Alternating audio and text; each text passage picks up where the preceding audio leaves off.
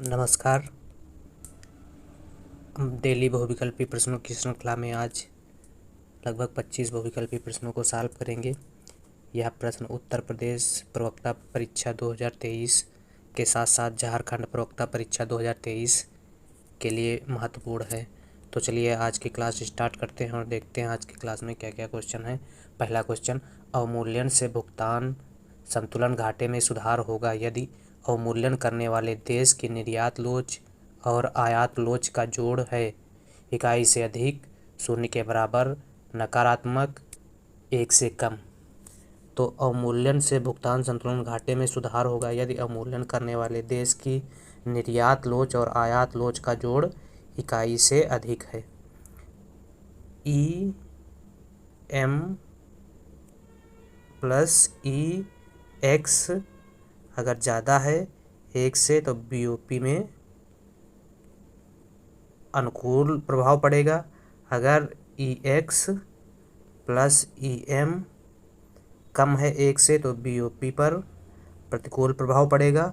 और ई x plus E M बराबर 1 है तो बीओपी पर कोई प्रभाव नहीं पड़ेगा। तो यहाँ पूछ रहा है कि यदि भुगतान संतुलन घाटे में सुधार होगा, अवमूल्यन से भुगतान संतुलन घाटे में सुधार होगा यदि अवमूल्यन करने वाला देश ई एम प्लस ई एक्स ज़्यादा है 1 से, तो क्या होगा, सुधार होगा। ए ऑप्शन सही हो जाएगा। 2 नंबर क्वेश्चन, आर्थिक एकीकरण का उदाहरण है ए मुक्त व्यापार क्षेत्र, बी सीमा शुल्क यूनियन, सी साझा बाजार, डी उत्पादक संघ। तो मुक्त आर्थिक व्यापार क्षेत्र, सीमा शुल्क यूनियन और साझा बाजार आर्थिक एकीकरण के उदाहरण हैं। आर्थिक एकीकरण का शाब्दिक अर्थ या आर्थिक एकीकरण का मतलब आर्थिक एकीकरण, क्षेत्रीय एकीकरण, व्यापार बाधाओं को कम करने या समाप्त करने या राजकोषीय नीतियों पर सहमत होने के लिए राष्ट्र के बीच एक समझौता है, जिसमें आर्थिक एकीकरण के माध्यम से समझौता होने पर व्यापार में कुछ स्वतंत्रताएं प्रदान की जाती हैं, जिसमें मुक्त व्यापार क्षेत्र, सीमा शुल्क में कुछ कटौती की जाती है, व्यापार के आयात शुल्क एवं निर्यात शुल्क में कुछ कटौती की जाती है और कॉमन या साझा बाजार का विकास किया जाता है। तो आर्थिक एकीकरण के उदाहरण मुक्त व्यापार क्षेत्र, सीमा शुल्क यूनियन और साझा व्यापार हैं। तो 2 का आंसर डी हो जाएगा। 3, विदेशी विनिमय बाजार में हेजिंग निम्न में से किसकी ओर संकेत करता है? तो हेजिंग विनिमय बाजार जो है, विदेशी विनिमय बाजार विदेशी मुद्रा विनिमय जोखिम की ओर संकेत करता है। तो विदेशी मुद्रा विनिमय जोखिम किस ऑप्शन में है? पहला ऑप्शन क्या है देख लेते हैं, अवमूल्यन का एक कृत्य, बी भविष्य में विदेशी विनिमय जोखिम को शामिल ना करना, सी भविष्य में विदेशी विनिमय जोखिम को शामिल करना। तो 3 सी सही हो जाएगा।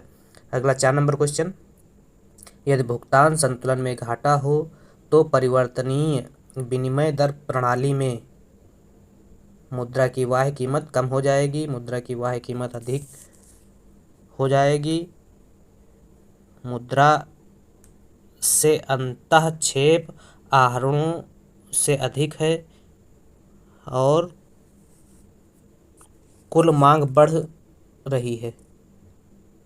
तो भुगतान संतुलन में घाटा हो तो परिवर्तनीय विनिमय दर प्रणाली मुद्रा की वाह कीमत कम हो जाएगी परिवर्तनीय विनिमय दर प्रणाली में।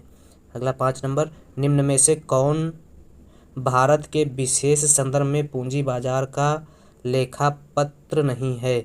तो पूंजी बाजार का लेखापत्र कौन नहीं है?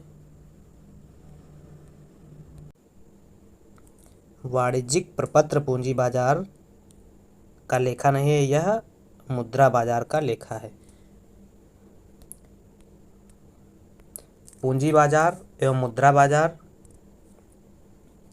पूंजी बाजार का तात्पर्य मुख्य रूप से दीर्घकालीन अवधि में व्यापार में शामिल विनिमय विपत्रों से होता है, जिसमें मुख्य रूप से शेयर, बॉन्ड और डिवेंचर को शामिल किया जाता है। इसी प्रकार से अल्पकालीन अवधि में जब प्रतिभूतियों का लेन देन किया जाता है तो उसे मुद्रा बाजार कहते हैं, जिसमें ट्रेजरी बिल, वाणिज्यिक प्रपत्र या बिल और जमा प्रमाण पत्र को शामिल किया जाता है। तो ट्रेजरी बिल, वाणिज्यिक प्रपत्र या जमा प्रमाण पत्र को किसमें शामिल किया जाता है? मुद्रा बाजार में। और इसमें पूछा गया है पूंजी बाजार का लेखा नहीं है, तो ये गोल्ड ETF पूंजी बाजार का लेखा है, डिवेंचर भी पूंजी बाजार का है और इक्विटी शेयर भी पूंजी बाजार का है। वाणिज्यिक प्रपत्र जो है मुद्रा बाजार का भाग है। अगला क्वेश्चन, यदि AR 15 MR 5 हो तो कीमत लोच क्या होगी?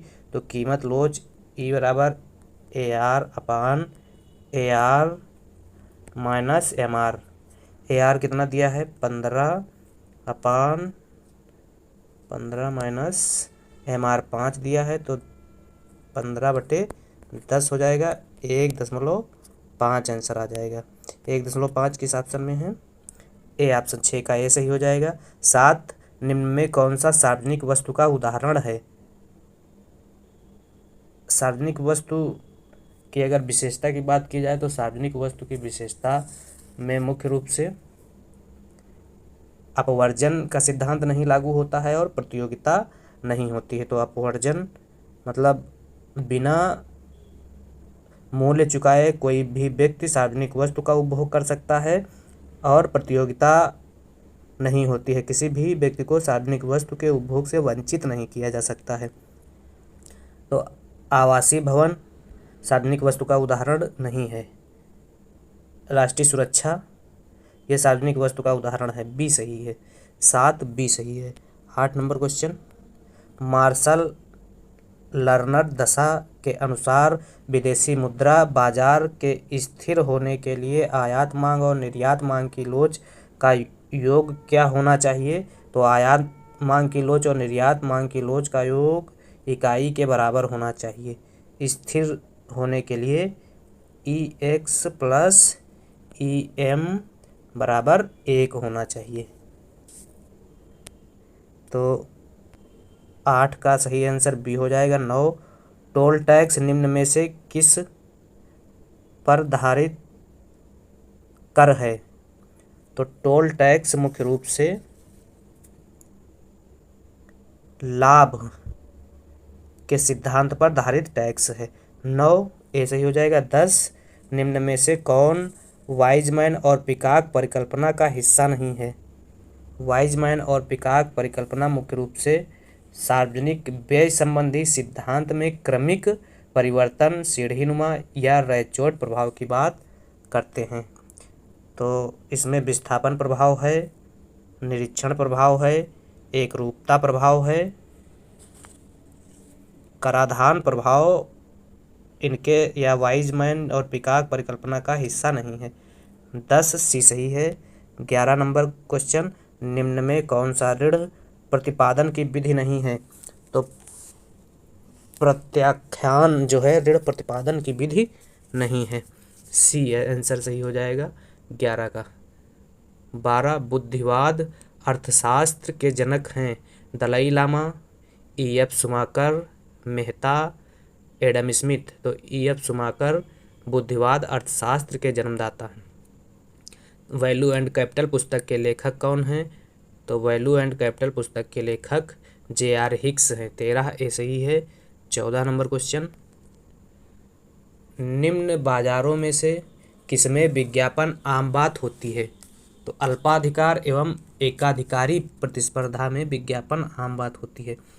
फर्स्ट और थर्ड ए ऑप्शन में है। ए सही हो जाएगा। इसके अलावा अल्पाधिकार में विज्ञापन के अलावा और कौन सी बातें होती हैं इम्पॉर्टेंट? अल्पाधिकार में कुछ फर्में पाई जाती हैं। समरूप वस्तु, विभेदित वस्तु का उत्पादन होता है। प्रवेश पर पूर्णतः प्रतिबंध होता है, वस्तु की पूर्ति पर नियंत्रण होता है, फर्मों में परस्पर क्या होती है, निर्भरता पाई जाती है, और विज्ञापन लागतों पर व्यय किया जाता है। कीमत युद्ध की प्रबल संभावना अल्पाधिकार बाजार में पाई जाती है, और मांग वक्र का आकार स्पष्ट या निश्चित नहीं है। पाल स्वीजी ने अल्पाधिकार में मांग वक्र को विकुंचित प्रकार का बताया है। ये विकुंचित प्रकार का मांग वक्र बताया है, जिसमें ये ओ ए बी, तो ए ओ वाला जो पार्ट है वो लोचदार होता है, और ओ बी का भाग जो है बेलोचदार होता है। जो कैसा होता है, विकुंचित मांग वक्र का होता है। एकाधिकारी बाजार की क्या विशेषताएं हैं? इसमें विज्ञापन लागत व्यय होती है, समूह की अवधारणा पाई जाती है। एकाधिकारी बाजार में समूह की अवधारणा पाई जाती है, कई फर्में होती हैं कई, और इसके अलावा वस्तु विभेद की स्थिति पाई जाती है, स्वतंत्र प्रवेश होता है, स्वतंत्र कीमत नीति, और मांग वक्र जो है नीचे की ओर ढालू होता है। ये एकाधिकारी प्रतिस्पर्धा की कुछ विशेषताएं हैं। अगला 15 नंबर, किसके द्वारा बौद्धिक संपदा अधिकार व्यवस्था का प्रबंधन किया जाता है? तो WTO द्वारा बौद्धिक अधिकार संपदा का प्रबंधन किया जाता है। अगला क्वेश्चन, पैरेटो संबंधी सामान्य इष्टतम वहाँ पाई जाती है जहाँ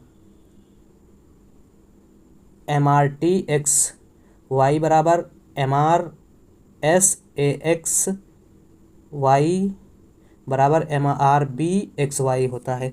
बी ऑप्शन सही हो जाएगा। इसको क्या रूपांतरण की सीमांत दर कहा जाता है। इसके अलावा पैरेटो इष्टतम में विनिमय कुशलता, उपभोक्ता के लिए संतुलन की शर्त क्या है?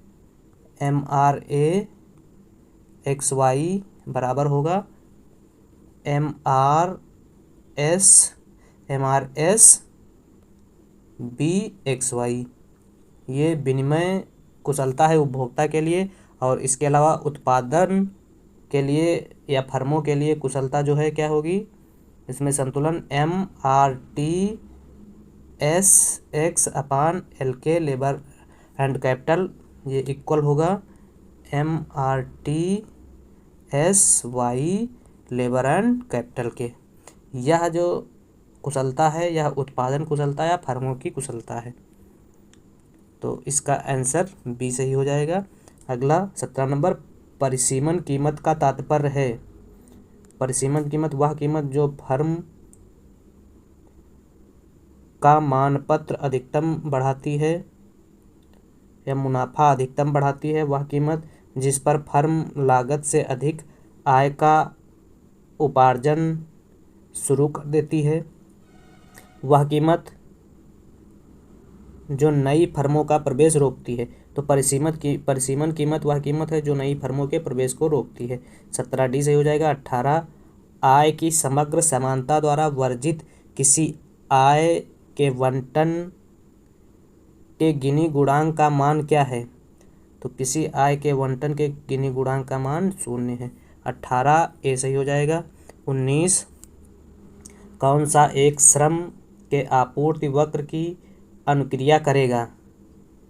ए श्रम का सीमांत उत्पाद वक्र, बी श्रम का औसत उत्पाद वक्र, सी श्रम का सीमांत आय उत्पाद वक्र, डी श्रम के सीमांत उत्पाद का मूल्य वक्र। तो सी सही है, श्रम का सीमांत आय उत्पाद वक्र। 19 सी सही हो जाएगा। 20, LM वक्र का ढाल किस पर निर्भर करता है? तो LM वक्र का ढाल मुद्रा की मांग की ब्याज लोच पर निर्भर करता है। 20 डी सही हो जाएगा। 21, परंपरागत समष्टि प्रणाली में मुद्रा निर्धारित करती है किसको? रोजगार को, वास्तविक उत्पादन को। तो न तो रोजगार को निर्धारित करती है न वास्तविक उत्पादन को निर्धारित करती है। अगला निम्न चित्र में प्रदर्शित है। निम्न चित्र में क्या बताया गया है? इस चित्र में तरलता जाल की स्थिति को बताया गया है। अगला 23 नंबर, निम्न में से किसका उपयोग मुद्रा स्फीति को मापने में नहीं किया जाता है? तो क्रय शक्ति क्षमता मूल्य का उपयोग जो है मुद्रा स्फीति मापने में नहीं किया जाता है। इसके अलावा थोक मूल्य सूचकांक, उपभोक्ता मूल्य सूचकांक और सकल घरेलू उत्पाद अवस्फीति कारक को मुद्रास्फीति मापने में प्रयोग किया जाता है। अगला 24 नंबर क्वेश्चन, केन्स के अनुसार अवसाद में सकल पूर्ति वक्र हो सकता है। तो अवसाद या मंदी की स्थिति में सकल पूर्ति वक्र जो है क्षैतिज होता है। 24 बी सही हो जाएगा। 25 भारत में मौद्रिक नीति का लक्ष्य है। भारत में मौद्रिक नीति का लक्ष्य क्या है? मुद्रापूर्ति की वृद्धि करना। 25 ए हो जाएगा। इसके अलावा मुद्रापूर्ति मौद्रिक नीति के क्या क्या लक्ष्य हैं? इसके अलावा पूर्ण रोजगार प्राप्त करना, आर्थिक समृद्धि बनाए रखना, मुद्रा स्थिरता को बनाए रखना, भुगतान संतुलन एवं विनिमय स्थिरता बनाए रखना और आय का उचित वितरण मौद्रिक नीति के प्रमुख उद्देश्य हैं। 26 नंबर क्वेश्चन, यूरोपियन यूनियन या संघ में अब कितने सदस्य हैं वर्तमान में? तो यूरोपीय यूनियन में वर्तमान में 28 सदस्य देश शामिल हैं। 26 का बी सही हो जाएगा। तो इस प्रकार से आज के वीडियो में हम लोगों ने 26 बहुविकल्पी प्रश्नों को सॉल्व किया।